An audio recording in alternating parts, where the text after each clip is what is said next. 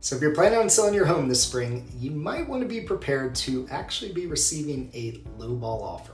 Housing market activity has certainly slowed since the interest rates have stagnated around 7%, but prices are still high in most markets because of the low inventory. So what's happened is we've got a situation where a lot of home buyers have a warped expectation of what a good first offer on your home should look like, and you want to know how you should respond.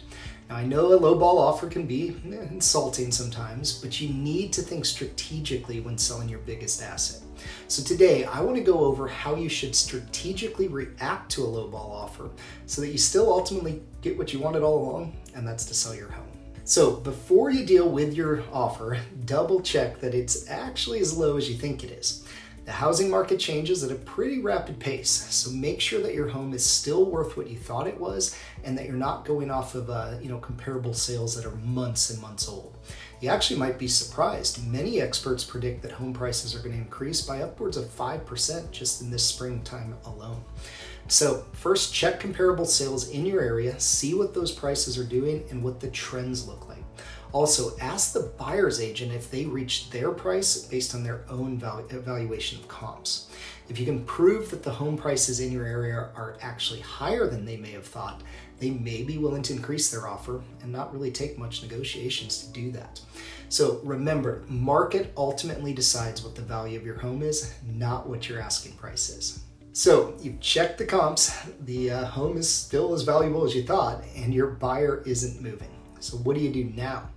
Well, in my opinion, it's always worth it to counteroffer, unless maybe you suspect that the buyer isn't acting in good faith.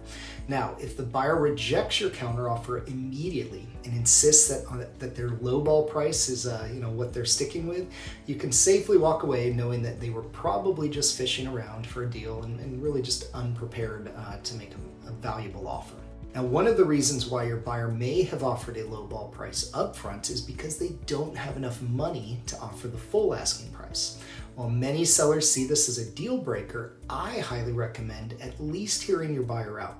Chances are they'll be willing to give you great terms on the other negotiating items if you're willing to make up for that lower price. So for example, if you need a longer close, maybe a shorter inspection period, or perhaps to remove some other contingencies, you may be willing to help them slightly on price in order to accomplish those terms.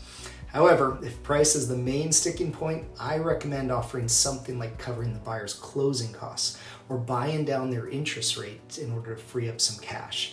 If you can make the home more affordable, you might be able to still net a higher amount in a purchase price. And lastly, dealing with lowball offers isn't fun, but it is necessary if you want to get the best deal possible for your home.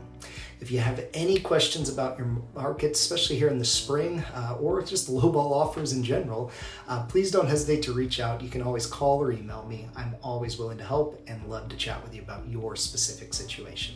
Thanks again for watching.